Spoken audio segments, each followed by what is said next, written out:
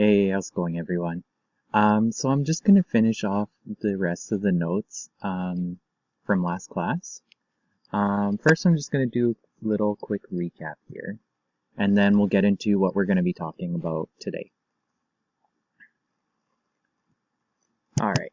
So the things that we talked about in the last class, this idea that we could multiply the same number over and over and over again, and we could write that in a simpler way.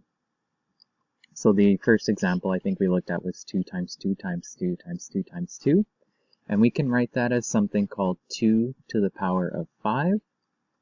The number 2 is called the base, so that's the number that we're multiplying over and over again. The 5 is called the exponent, and that number tells us how many times we're multiplying the base. And then the whole thing is just called the power. And we call this 2 to the power of 5, 2 to the 5th power, 2 to the 5th. You're going to hear me saying the first one for pretty much the whole unit. And then we looked just at a couple of examples. Well, I think that this was the last table that we looked at in the notes. So just for example, 2 to the power of 3 is just 2 times 2 times 2. We multiply the number 2 3 times. And when we do that, the answer is 8. 6 to the power of 2 is called 6 squared. It's just 6 times 6.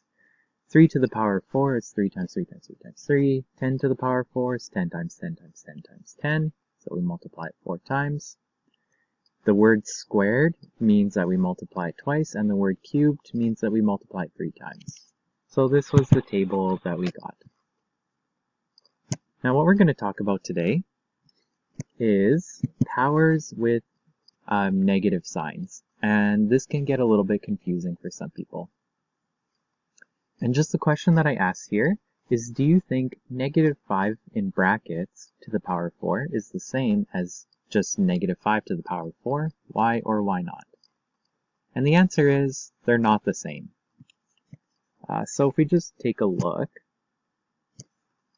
negative 5 to the power of 4 means that we're taking this negative 5 and multiplying it 4 times.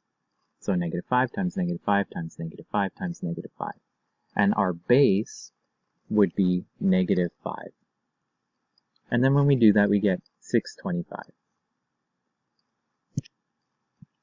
Now, the negative 5 to the power of 4, so without the brackets, is just negative 5 times 5 times 5 times 5. So in this case, without the brackets, it's just the number 5 that's our base that we're multiplying 4 times. And then whatever answer we get at the end, we're going to put a negative sign in front of that. So we're multiplying 5 4 times, and then applying the negative sign, so the answer is negative 625. So just the moral of the story here, if the negative sign is inside the brackets, then it's considered part of the base, and we use it when we're multiplying that number each time. But if it's outside the brackets, or if there are no brackets, then it's not included in the base, and we apply the negative sign after the multiplication. All right. So let's take a look at a couple of examples. So negative 1 to the power of 3. Well, the negative 1 is in the bracket, so it's considered part of the base. So what we're going to do here is we're going to do negative 1, multiplying it 3 times. So the base is negative 1. So negative 1 to the power of 3 is negative 1 times negative 1 times negative 1, which equals negative 1. Negative 10 to the power of 3. So this one is not in brackets, so the base is just going to be 10. And negative 10 to the power of 3 is minus 10 times 10 times 10, which equals minus 1,000. If you did minus 10 times minus 10 times minus 10, you would also get negative 1,000, but it's just, you're basically coming up with the correct answer in the wrong way. So it's important to realize the difference between the two.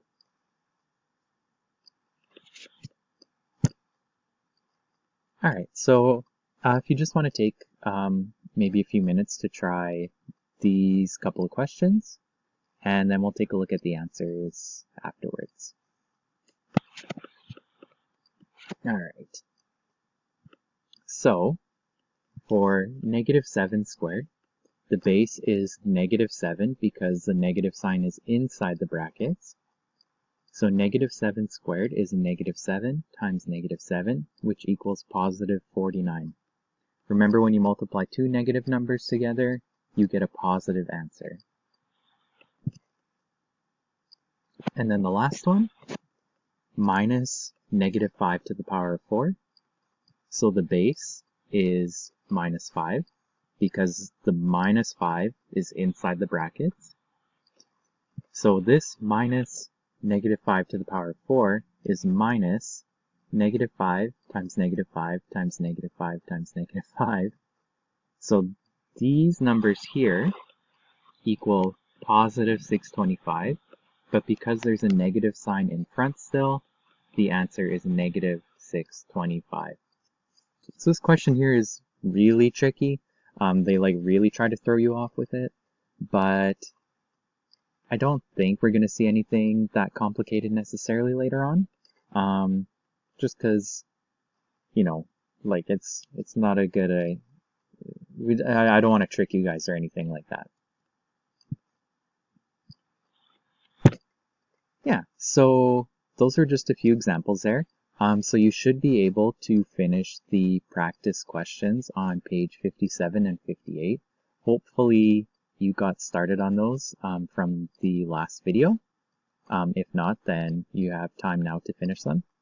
And there are some questions after that are skill builder questions for the next part of the unit. You can feel free to do those if you'd like. I'm probably not going to be marking those. I'm probably going to be marking some of the check questions and then some of the practice questions. But yeah, so give those a shot. If you have any questions at all, feel free to let me know. But until next time, have a good day, and I'll see you in the next